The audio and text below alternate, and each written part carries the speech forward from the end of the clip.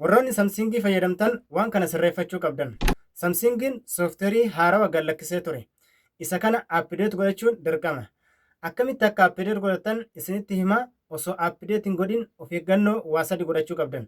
Isa keessaa tokkoffaan chaarjii parsantii 70 ol qabaachuu cheek godhadha.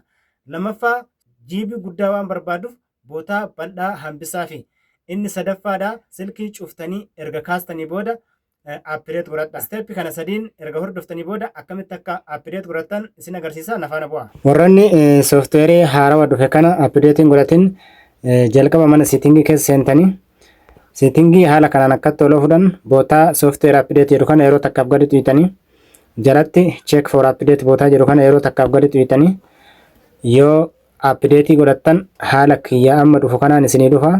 Yoo appideetiin godhatin daawunloodii isinii ta'a. San booda isin haala kanaan appideetii godhattanii isiniin jedha.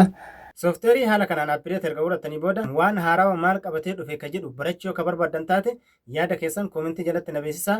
Viidiyoon kun yoo isinitti tolu taate dursa mana fooloo godhaa. Lammaffaa hiriyoota keessaniif sheer gochuu hin dagatinaa. Hunda keessaniyyuu isin jaaladha.